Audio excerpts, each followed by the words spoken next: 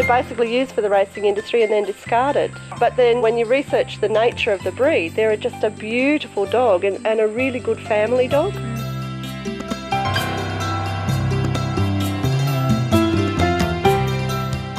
Welcome, loving viewers, to this edition of Animal World, Our Co-Inhabitants, as we visit the all-volunteer, non-profit group Friends of the Hound, which is based in northern New South Wales, Australia, in the small town of Tweed Heads.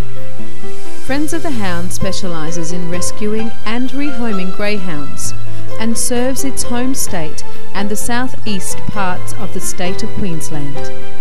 In Australia, 20,000 greyhounds are bred each year for the cruel sport of greyhound racing, where betting occurs. After only 3 or 4 years, a dog's career is over, and they often will be euthanized as they are no longer wanted by the dog racer. Friends of the Hound desires to see all greyhounds live out their natural lives in peace and happiness. To date, the group has saved the lives of some 300 greyhounds. Let us hear now from the founder and president of the group, Lisa White, on how Friends of the Hounds came to be. We went to the local pound here to join the local animal rescue group, Friends of the Pound. And whilst I was in signing all the paperwork, the kids and my husband went out and were looking at the dog pens. And when I came out, I saw this beautiful blue greyhound sitting there in one of the cages. And I happened to say, "Oh, what a lovely dog," as I was walking past. And the pound keeper overheard me and said, "Oh, don't look at that dog." And I said, "Oh, why?" And they said, "Oh, it's a greyhound, it's here to be destroyed." And I just grabbed the kids and walked off. But all afternoon and all night, the image of that dog's face stayed in my mind, and I just couldn't forget it. So I went online and I looked up greyhound rescue and all about greyhounds. There was a lot of sites from the UK and America where there's lots of greyhound adoption agencies, and there's a few in Australia that I looked up. And I went back to the pound the next day and I inquired about getting that dog released. And it was only through luck and fate, I think, that she was released to us, and she was the first greyhound ever released from Tweed Pound. She was a very timid dog. They actually told me that on the paperwork it said that she was too timid for racing. That's why she was being put down at the pound. She was just a very easygoing, very sweet, affectionate dog. Zeta was the reason why I got involved in greyhound adoption. She was the first greyhound our family adopted. When we got Zeta and we realised what fantastic dogs greyhounds were, it inspired me to do more for the breed and help some more dogs. So I approached Friends of the Pound about doing greyhound rescue, and they were very, very happy to have someone on board that would specifically rescue and rehome the greyhounds. We then went and adopted another dog. Zeta was rather timid, so we then went and adopted another one called Bimby, and he was our promo dog, and we started doing the greyhound rescue. Greyhounds are excellent at helping those who are disabled and love to provide companionship. We next meet Alexis, who was aided by Friends of the Hound and then became a volunteer for the group. We're here at the nursing home with Alexis, Helly and Eva. We're just about to find out how this trio all came together. Alexis, can you please tell us how you adopted this beautiful dog for your grandmother? Sure. After Nan had a stroke a couple of years ago, she was looking for a large, easy care, low maintenance, low exercise dog. And so I did a lot of breed research and found out that particularly in the US and the UK, greyhounds are used a lot, both as therapy pets and also for people with limited mobility and who need an easy care dog. So I contacted Friends of the Hound and spoke with Lisa, and she confirmed that that's what they were like. We went along to visit 4 of them and chose Helly as the one whose temperament most went with what Nan was looking for. We relied a lot on Lisa's recommendation because she had so much experience with rehoming the greyhounds. We couldn't have been more pleased. She's been absolutely fantastic. And has this started a love affair? Have you gone on to adopt any more? Absolutely. I've always had big dogs, but it had nothing to do with greyhounds. And when we got Helly, it was just fantastic. I actually started volunteering with Friends of the Hound, doing events and that kind of thing. And then I adopted another dog called Kane, who I do pets therapy with. Helly also does pets therapy, where we go into nursing homes, hospitals, go to homeless events, seniors expos, that sort of thing. We will now briefly pause for a message, and when we resume, we'll learn more about Friends of the Hound. Please stay tuned to Supreme Master Television.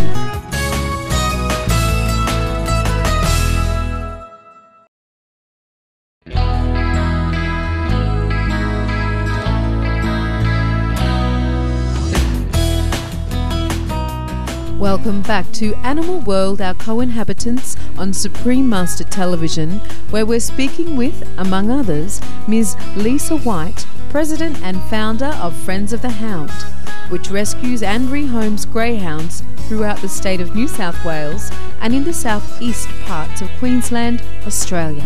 While waiting for a loving family to take them in, many of the rescued greyhounds stay with Ms. White on her large property. This one here is Cleo, this is Lizzie, and this one here is Paddy. And Paddy and Cleo are litter sisters that we rescued last week. And I also picked up Lizzie last week. They were all surrendered to us from greyhound trainers, that they weren't racing anymore. Actually, all these guys weren't actually cut out to be race dogs. The two sisters are 3 years old and Lizzie's only 20 months old. And when you say cut out, what, they just weren't fast enough? These guys actually didn't have the mentality it takes to be race dogs, and they weren't as interested in chasing as dogs need to be race dogs. So they were surrendered to us. Most of the dogs we source are local dogs from northern New South Wales through to Brisbane, but we have taken dogs from far and wide. I've taken dogs from other states as far as Tasmania, throughout New South Wales and throughout Queensland. So wherever there's a greyhound in need, we try to help. They breed 20,000 greyhounds a year in Australia for racing, and the wastage is just enormous. They finish their racing career at age 3 to 4, but only half the dogs bred actually make it to the track. So we're talking about a lot of young dogs that don't have a life. The catchphrase I use for these dogs is, for greyhounds, it's the quick or the dead. Because basically that's what it comes down to. If they're not needed for the racing industry, most of them are put down. So there's a great need for our work out there, and there's a great need to raise awareness about them as pets, because they actually make such a fantastic suburban pet. They're quiet. They're a big dog, but they're so quiet, they don't need a lot of exercise, and they're really easy to have around. So they actually suit a working family in a suburban yard. Babette Angel is a dedicated volunteer for Friends of the Hound and works with Story Dogs, a program that has been implemented in some local public schools in northeastern New South Wales. Sammy, a Friends of the Hound rescue dog, gladly helps out with Story Dogs.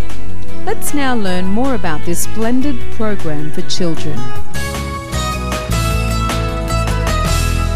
Babette, you're here with Sammy and you're off to your Story Dog program at the local school.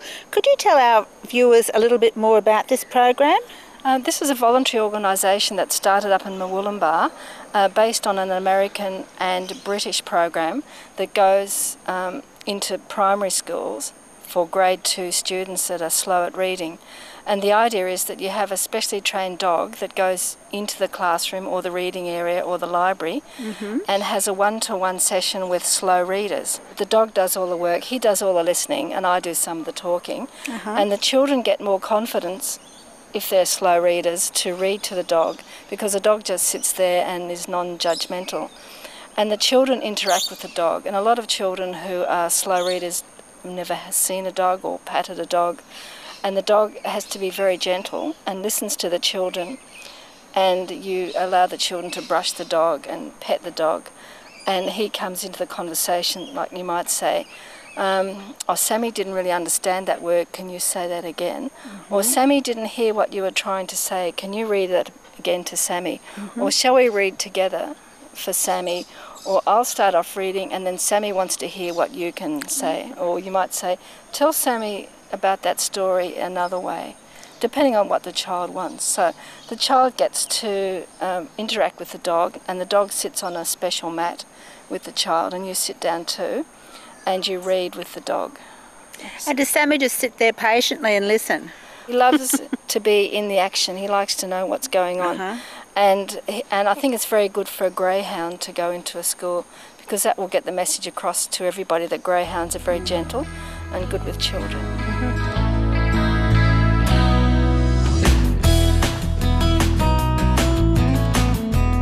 We thank Ms. Lisa White and Friends of the Hound volunteers for helping to save the lives of so many magnificent greyhounds in Australia. Please join us tomorrow on Animal World, Our Co-Inhabitants, for part 2 of our interview with Ms. White and others. For more details on Friends of the Hound, please visit www.friendsofthehound.org.au. Friendly viewers, thank you for being with us for today's program. Coming up next is enlightening entertainment after noteworthy news. May heaven's love always shine upon all of us. For more details, please visit www.suprememastertv.com/AW.